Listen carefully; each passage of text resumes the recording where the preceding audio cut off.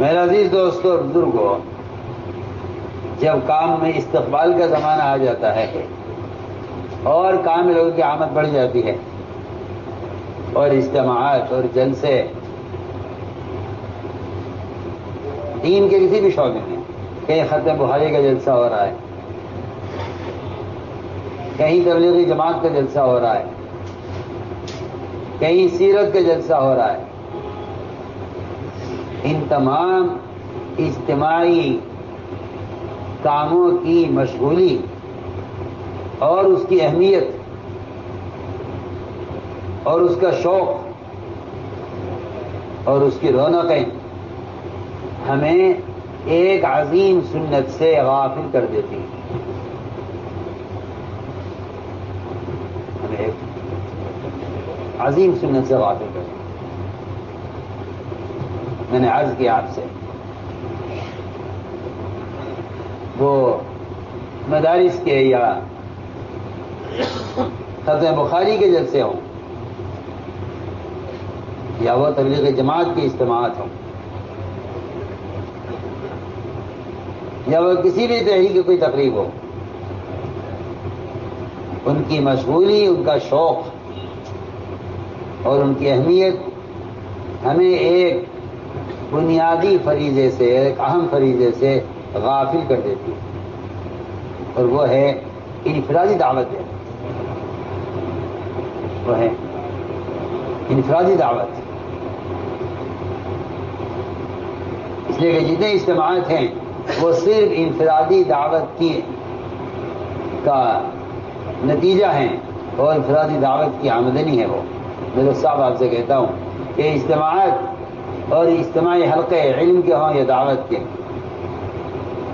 یہ ایسے ہیں جیسا کوئی تاجر تجارت کرتا ہے اور محنت کرتا ہے تجارت میں اور اس کی کچھ آمدنی ہوتی ہے، اس کی کچھ آمدنی ہوتی ہے۔ میں تو آپ سے صاف عرض کر رہا ہوں کہ جو لوگ دعوت کے میدان میں ہیں یا علم کے مدارس کے ماحول میں ہیں، یہ ہماری آمدنی ہے،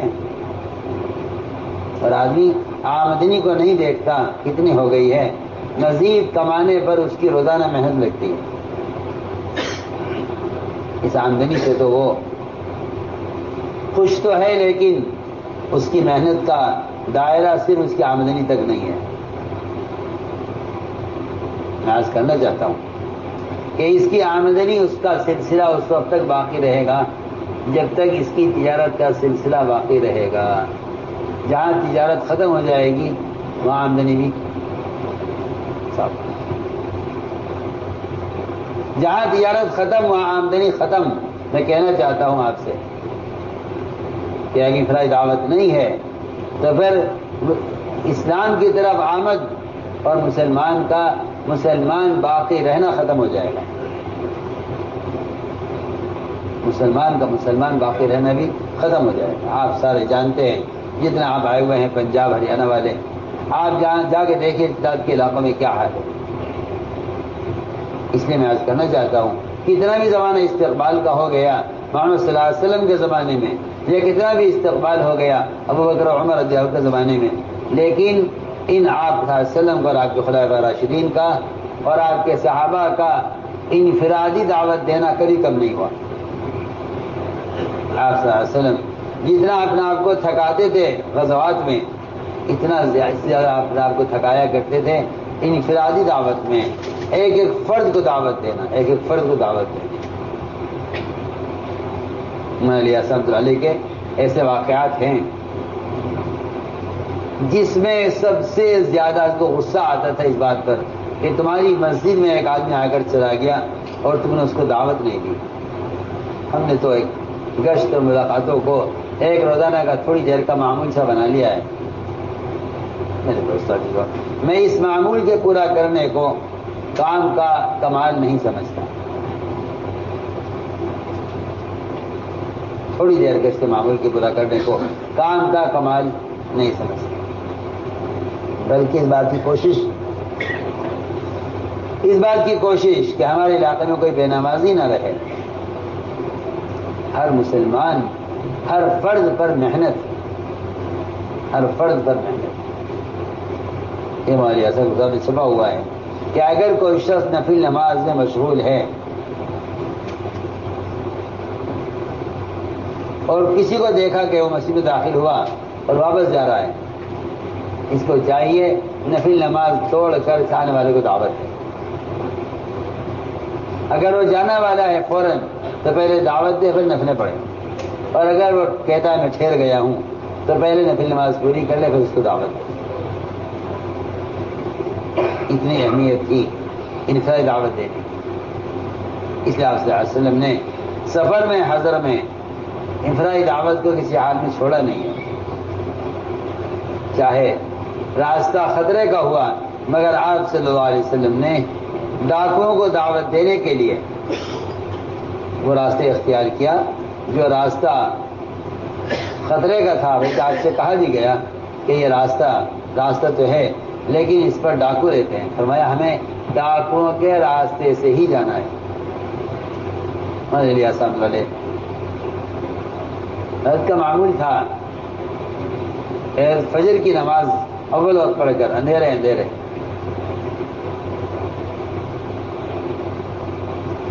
جامع مسجد جایا کرتے تھے دلی،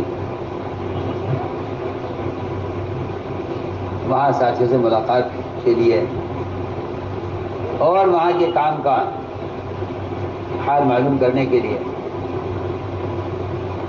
حساب دوسرا گشت کہہ لیجئے یا دوسرا محلہ یا دوسرے علاقے کی فکر کہہ لیجئے، گزرتے تھے لال قلعے کے پیچھے سے۔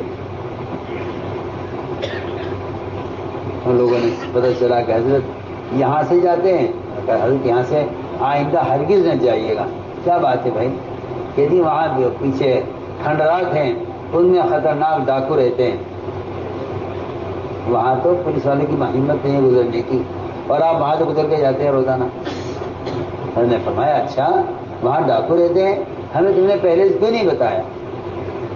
ہم ان سے ملاقات کرتے ہیں، ان کو سلام کرتے ہیں۔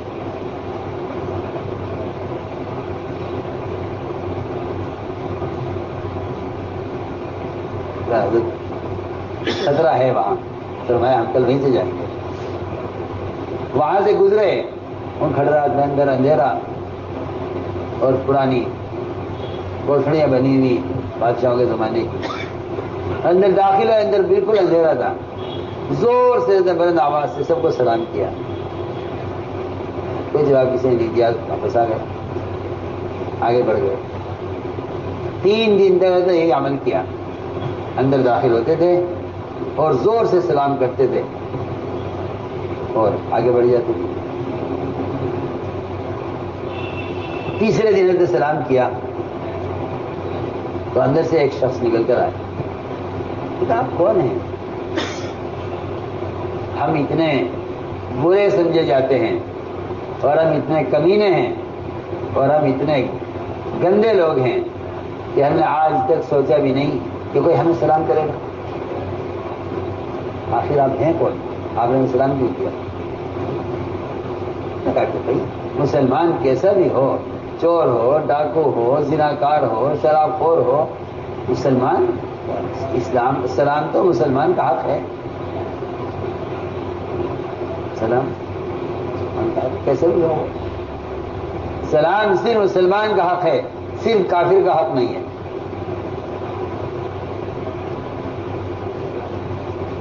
کیا بات ہے؟ نے فرمایا کہ اللہ تعالی تم سے دین کا کام لینا چاہتے ہیں، میں یہ پیغام آپ کے پاس لے کر آیا۔ ہم سے دین کا کام، ہم تو ڈکیتیاں کرتے ہیں، قتل کرتے ہیں، مال لوٹتے ہیں لوگوں کے، ہمارا تو کام یہ۔ آپ کس سے بات کر رہے ہیں آپ؟ میں تم سے بات کر رہا ہوں۔ ہمارے حسن والے ان ڈاکوں کے سردار کو ساتھ لے کر آئے اور یہاں لا کر ان سے بات کی۔ اللہ نے پھر کام لیا ان سے عالم میں۔ تو میں نے عرض کیا کہ یہ آپ صلی اللہ علیہ وسلم کی سنت تھی، ہر فرد کو دعوت دینا، اور آپ صلی اللہ علیہ وسلم کسی انسان کا درجہ اس سے کم نہیں سمجھنے کا، اس کو دعوت دیں، چاہے وہ فقیر ہو یا وہ ڈاکو ہو یا وہ کوئی وزیر ہو یا کوئی بادشاہ ہو۔ آپ صلی اللہ علیہ وسلم کی سنت ہے یہ، اور سنت مستمرہ ہے، مستقلہ ہے، کہ آپ کبھی کسی انسان کا درجہ اس سے کم نہیں سمجھتے کہ آپ اس کو خود دعوت دیں۔ تو میں نے ایک بات شروع میں عرض کی تھی کہ بے شک تعلیم کا اجتماعی نظام، مدارس کا، تبلیغ کا اجتماعی نظام، اجتماعات کا اور مشوروں کا، یہ ہمیں انفرادی تعلیم، انفرادی دعوت سے مشغول نہ کرے، اور انفرادی دعوت، انفرادی تعلیم سے ہمیں غافل نہ کرے۔ اس لیے ہم نے عرض کیا کہ مولانا علی احسان والے کے یہاں اس بات پر بڑی سختی تھی کہ کوئی آیا اور دعوت سنے بغیر چلا گیا، ایسے برداشت نہیں ہوتا تھا۔ یہاں دروازے پر استقبال میں، اب تو 2 مہینے والے ساتھی ہوتے ہیں، پہلے اس زمانے میں مولانا صاحب کے زمانے میں 3 آدمی استقبال کرتے تھے آنے والوں کا، مولانا سید خان صاحب رحمۃ اللہ علیہ، مولانا عبید اللہ صاحب بلیاوی رحمۃ اللہ علیہ، اور مفتی زین العابدین صاحب۔ ان 3 کی ذمہ داری تھی آنے والوں کے استقبال کرنا۔ چنانچہ اس دن باری مفتی صاحب کی تھی، سردی کی راتیں، آدھا کوئی تھا نہیں یہاں، استقبال پہ ایسے بٹھا رکھا تھا سب کو جیسا کوئی شادی کا گھر ہو، آدھا کوئی تھا نہیں، صبح سے لے کے شام تک۔ مفتی صاحب کا خیال یہ ہوا کہ بھئی کوئی آ تو رہا نہیں، چلا نا ابابین پڑھ لیتا ہوں۔ مفتی صاحب وہاں سے اٹھے، گیٹ کے پاس سے باہر بیٹھتے تھے، گیٹ کے باہر، میں اندر بیٹھنے کا فائدہ، باہر بیٹھو تاکہ گزر والے تمہیں دیکھیں، تم ان کو بلاؤ۔ استقبال تو باہر ہوتا ہے، اندر تو نہیں ہوتا۔ چنانچہ خیال ہی آیا کوئی آ نہیں رہا تو چلو ابابین پڑھ لیں۔ مفتی صاحب نے ادھر ابابین شروع کی، ادھر ایک آدمی آیا اور اس نے مٹکے سے پانی پیا اور جانے لگا۔ مولانا علی احسان والے بیماری شروع ہو گئی حضرت کی، آپ حضرت حرکت نہیں کر سکتے تھے بستر سے۔ حضرت وہی دیکھیے، ارے کوئی ہے، ارے کوئی ہے جو اس سے لے کے بیٹھے، ارے کوئی ہے جو اس سے بات کرے، دیکھو یہ چلا گیا، یہ چلا گیا۔ مفتی صاحب کان میں آواز پڑی حضرت کی، تو وہ نماز کا سلام پھیر کر پوچھا کہ کیا بات ہے، آپ کی آواز آ رہی تھی کچھ کہہ رہے تھے؟ غصے میں تھے، میں کہاں تھے تم؟ کہتے تھے میں نے بڑی بے فکری سے کہا کہ میں اوابین پڑھ رہا تھا۔ ہم نے فرمایا کل قیامت میں اللہ تم سے اس آنے والے کے بارے میں سوال کریں گے، اپنی اوابین کا کیا جواب دو گے؟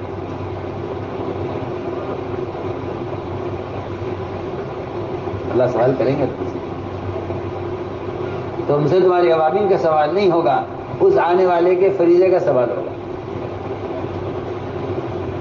یہ سوال نہیں ہوگا تمہیں نفل پڑھی نہیں پڑھی، یہ سوال قیامت میں آپ سے نہیں ہوگا کہ آپ نے نفل پڑھی یا نہیں پڑھی، آپ سے یہ سوال ہوگا کہ آپ نے اس شخص کو نماز سکھلائی یا نہیں، اس شخص کو نماز کی دعوت دی یا نہیں جو فرض ہے۔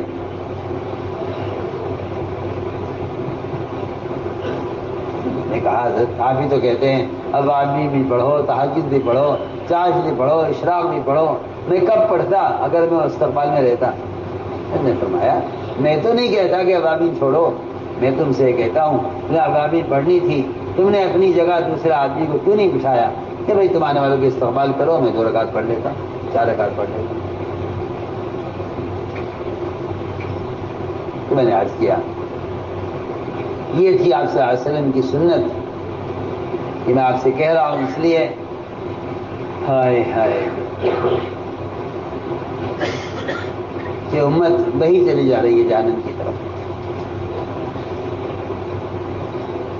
اور ہمارے علم میں اور ہمارے مشاغل میں اور ہماری روزمرہ کی زندگی میں عوام الناس کا کوئی حصہ نہیں۔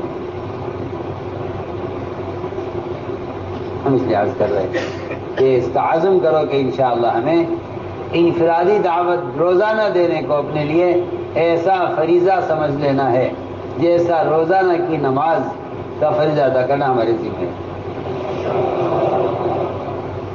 روزانہ نماز کا فریضہ میرے ذمہ ہے، اس طرح دعوت اللہ کا فریضہ روزانہ میرے ذمہ ہے۔ تو میں سمجھتا ہوں اگر اجتماعی طور پر سب کوشش کر کے اس فریضے پر جمع ہو جائیں تو مجھے امید اللہ کی ذات سے ہے کہ ابتداء کے ہمارے رک جائیں اور امت سے جہل ختم ہو جائے۔ دیکھو آپ صلی اللہ علیہ وسلم کی سنت کیا ہے، آپ کا دعوت پیش کرنا سفر میں۔ فرماتے ہیں کہ حضور اکرم صلی اللہ علیہ وسلم سفر ہجرت میں آپ چاہتے تھے مدینے کی طرف کوئی راستہ مختصر مل جائے، تو سعد جنہوں نے آپ کو رہبری کی ہے مدینے کی طرف، انہوں نے کہا جی ایک راستہ یہ ہے،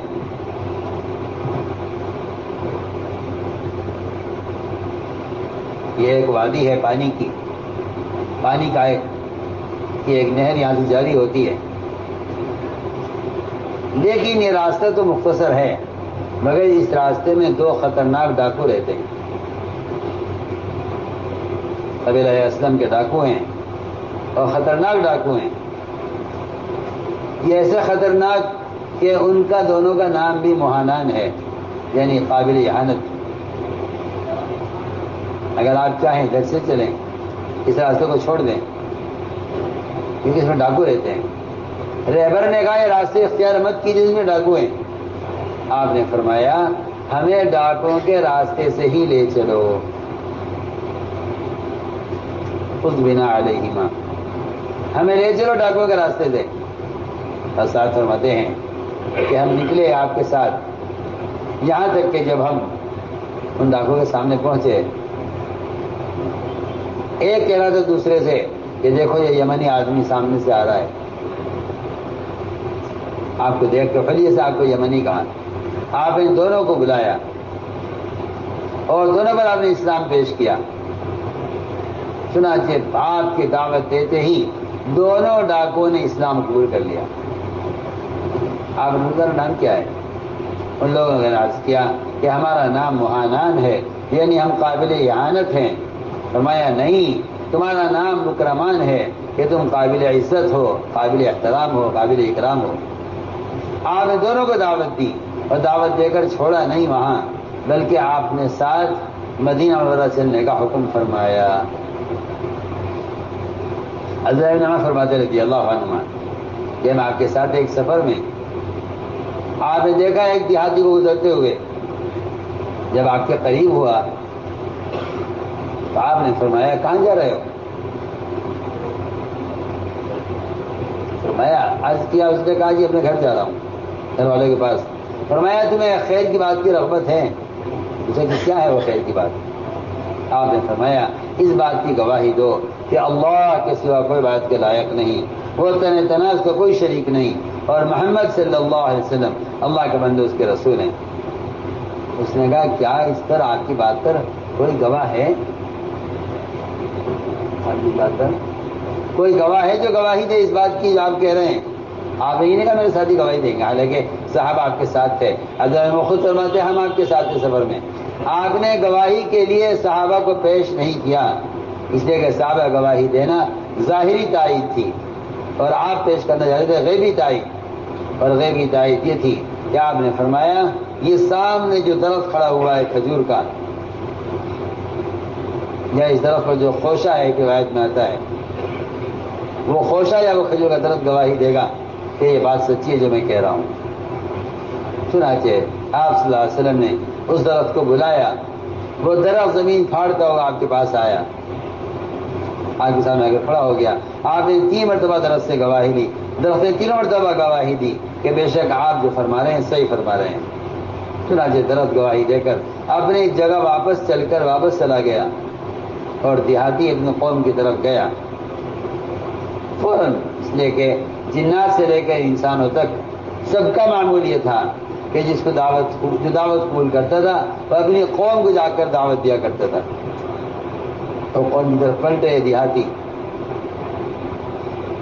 اور یہ کہہ کر گئے کہ اگر نے میری بات مان لی تو میں سب کو لے کر آپ کے پاس آؤں گا، اور اگر نے میری بات نہ مانی تو میں آپ کے پاس آؤں گا، آپ کے ساتھ رہوں گا۔